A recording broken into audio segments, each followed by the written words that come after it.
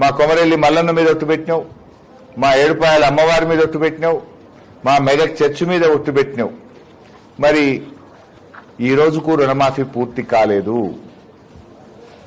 ఇవాళ నువ్వు ఏ గ్రామానికైతే నర్మెట గ్రామానికి వెళ్తున్నావో ఆ నర్మెట గ్రామంలో కూడా ఇప్పటికీ ఇంకా రుణమాఫీ పూర్తి కాలేదు. ఇవాళ మా నర్మెట గ్రామంలో గాని సిద్దిపేట నియోజకవర్గంలో చూసినట్టయితే ఇప్పటికీ 22,819 మంది రైతులకు 300 కోట్ల రూపాయల రుణమాఫీ బకాయి పడ్డావు. దేవుని మీద ఒట్టుపెట్టి రుణమాఫీ చేయకుండా రైతుల్ని మోసం చేసినటువంటి మోసగాడు రేవంత్ రెడ్డి. నువ్వు ఇవాళ సిద్దిపేట నియోజకవర్గంలో 300 కోట్ల రూపాయల రుణమాఫీ పెండింగ్ లో ఉంది. దేవుళ్ల మీద ఒట్టుపెట్టి చెప్పినావు. సిద్దిపేట పాత బస్టాండ్ కాడ మీటింగ్ పెట్టినప్పుడు కూడా రుణమాఫీ పూర్తి చేసుకునే వస్తా సిద్దిపేటకు అన్నావు. మరి ఏ మొహం పెట్టుకొని వస్తున్నావు? అయిందా రుణమాఫీ? ఒక నర్మెట గ్రామంలోనే ఎంతమంది ఉన్నారు శ్రీకాంత్? ఎంతమందికి కావాలి అని ఒక క్వశ్చన్ అడిగినా. 350 మందికి ఒక నర్మెట గ్రామంలో ఎక్కడైతే ఆయిల్ పామ్ ఫ్యాక్టరీ ఉందో ఆ గ్రామంలోనే ఇంకా 350 మందికి రుణమాఫీ కాలేదు. సిద్దిపేట నియోజకవర్గంలో 22,819 మందికి కాలేదు. మా నియోజకవర్గంలో రుణమాఫీ అయింది 48%, కానటువంటి రైతులు 52%. దేవుడి మీద ఒట్టుబెట్టి రుణమాఫీ చేయని రేవంత్ రెడ్డిని ఏమనాలో నాకైతే అర్థం కావట్లేదు. సో చెయ్యి, రుణమాఫీ చేయమని నేను కోరుతా ఉన్నా. 3 పంటలకు రైతు బంధు ఎగ్గొట్టినావు. మరి ఏ పంటకు రైతు బంధు ఇస్తున్నావు? ఇప్పుడు రేపు ఇస్తా అన్నావు, సంతోషం, ఇవ్వండి. కానీ మీరు 3 పంటలకు రైతు బంధు ఎగ్గొట్టారు. 2024-25 ఖరీఫ్ ఎగ్గొట్టినారు. రబీలో 3 ఎకరాల వరకే ఇచ్చారు. ఇప్పుడు ఈ పంట రబీకి కూడా ఇంతవరకు రైతు బంధు రాలేదు. మరి 3 పంటలకు మీరు రైతు బంధు ఎగ్గొట్టారు. ఏ పంటకు రైతు బంధు ఇస్తున్నారు? దయచేసి 3 పంటలకు కూడా ఇచ్చిన మాట ప్రకారంగా జీవో ప్రకారంగా బకాయి పడ్డ 3 పంటల రైతు బంధు నిధులు విడుదల చేయాలని చెప్పి రైతుల పక్షాన, రాష్ట్రంలోని అందరూ రైతుల పక్షాన, మా సిద్దిపేట రైతుల పక్షాన డిమాండ్ చేస్తా ఉన్నా. మూడోది, కాంగ్రెస్ మేనిఫెస్టోలో బడ్జెట్ ప్రసంగంలో పంటల బీమా చేస్తామని ఊదరగొట్టారు. 2.5 ఏళ్లైంది, పంటల బీమా అయిందా? పంటల బీమా చేయపోతివి. వడగళ్ల వాన వల్ల, తుఫాను వల్ల నష్టపోయిన రైతులకు ₹1 ఆర్థిక సాయం చేయలేదు. మా దగ్గర 3 సీజన్లలో వడగళ్ల వాన వల్ల పంటలు దెబ్బతిన్నాయి. 2024 ఏప్రిల్, 2025 ఏప్రిల్, మధ్యలో వర్షాకాలంలో కూడా తుఫాను వల్ల, అధిక వర్షాల వల్ల పంటలు దెబ్బతిన్నాయి. ఎన్యూమరైజేషన్ చేసి ప్రభుత్వానికి పంపించాం. ఈ వడగళ్ల వానతో నష్టపోయిన సిద్దిపేట రైతులకు, రాష్ట్ర రైతులకు కూడా తక్షణమే నిధులు విడుదల చేయాలని రైతుల పక్షాన నేను డిమాండ్ చేస్తా ఉన్నా. దేవుడి మీద ఒట్టుబెట్టి రుణమాఫీ మాట తప్పినావు. ఎన్నికల్లో ఊదరగొట్టి రైతు బంధు ఎగ్గొట్టినావు 3 పంటలకు. వడగళ్ల వాన, తుఫాను వల్ల నష్టపోయిన రైతులకు కూడా నష్టమైన ఇంతవరకు నయా పైసా ఇవ్వలేదు. వాటికి తక్షణమే నిధులు విడుదల చేయాలని చెప్పి నేను కోరుతా ఉన్నా.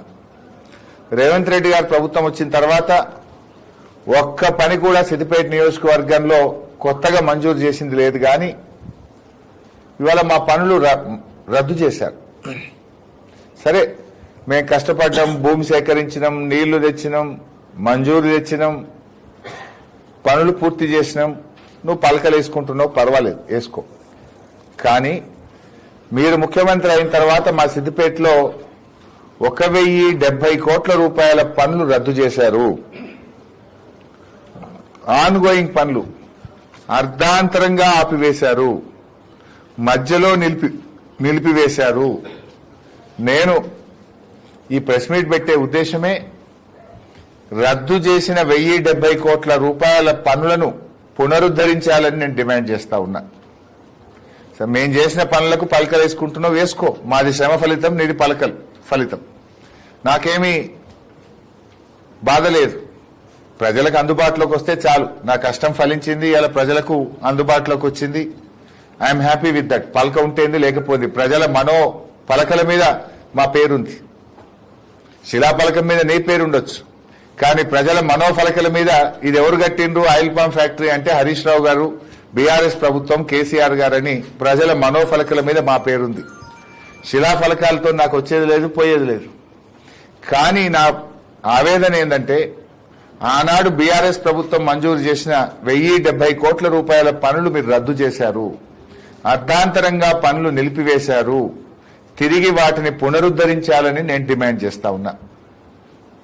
ప్రభుత్వ వెటర్నరీ కాలేజ్ ఆగిపోయింది, రంగనాయక్ సాగర్ టూరిజం ప్రాజెక్టు ఆగిపోయింది, కోమచ్చెరు శిల్పారామం అర్ధాంతరంగా ఆగిపోయి ఆ పనులు మిమ్మల్ని వెక్కిరిస్తా ఉన్నాయి.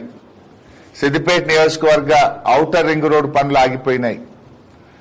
తోర్నాలలో బీఎస్సీ అగ్రికల్చర్ ఆఫీస్ యొక్క భవనం ఆగిపోయింది, కాలేజ్ బిల్డింగ్ ఆగిపోయింది. బీఎస్సీ అగ్రికల్చర్ కాలేజ్ బిల్డింగ్ పనులు ఆగిపోయినాయి. మిట్టపల్లిలో ఎస్సీ గురుకుల రెసిడెన్షియల్ కాలేజ్ పనులు ఆగిపోయినాయి. మా స్పోర్ట్స్ స్టేడియం పనులు ఆగిపోయినాయి. 2 టౌన్ పోలీస్ స్టేషన్ భవనం, 3 టౌన్ పోలీస్ స్టేషన్ భవనం, సిద్దిపేట ఇల్లంతకుంట 4 లైన్ రోడ్, సిద్దిపేట కిష్టాపూర్ రహదారి, అదేవిధంగా మల్టీపర్పస్ ఆడిటోరియం, ఇక్కడే బ్లాక్ ఆఫీస్ చౌరస్తాలో integrated veg non veg market. ఈ పనులన్నీ మీరు రద్దు చేసినారు. ఈ పనులలో కొన్నింటిని మీరు కొడంగల్కి ఎత్తుకపోయినారు. సిద్దిపేట వెటర్నరీ కాలేజీ కలెక్టరేట్ పక్కనే హెలికాప్టర్లకు వెళ్ళి చూడు, పిల్లర్లు నిన్ను ఎక్కిరిస్తాయి. అర్ధాంతరంగా ఆగిపోయిన పనులు నిన్ను ఎక్కిరిస్తాయి. అది సగం పనులు అయినాక ఆ కాలేజీని నువ్వు కొడంగల్కి ఎత్తుకపోయినావు. ఇది ఒక ముఖ్యమంత్రికి చేసే పనే? ఏ మొహం పెట్టుకుని సిద్దిపేట వస్తున్నావు? నేను మీ వెటర్నరీ కాలేజీ సిద్దిపేటలో రద్దు చేసి కొడంగల్కి ఎత్తుకపోయినా చాలా గొప్ప పని చేసినా అని చెప్పడానికి వస్తున్నావా?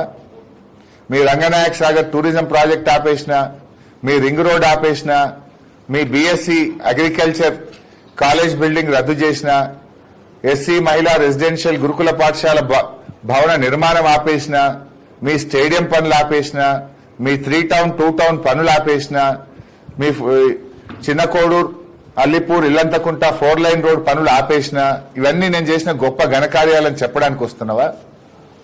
నేను అడుగుతున్నది ఏంటంటే రద్దు చేసిన 1070 కోట్ల రూపాయల పనులను తిరిగి పునరుద్ధరించండి, ఆ పనులు కొనసాగింపజేయాలని మా నియోజకవర్గ ప్రజల పక్షాన్ని డిమాండ్ చేస్తున్నాం.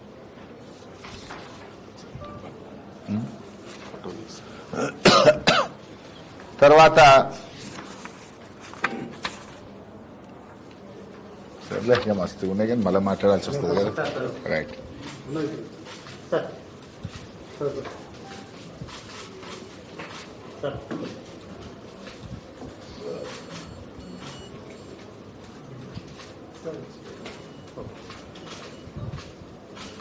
రైట్. శేషు ఇది రిలీజ్ చేయనా? సరిపోయిందా?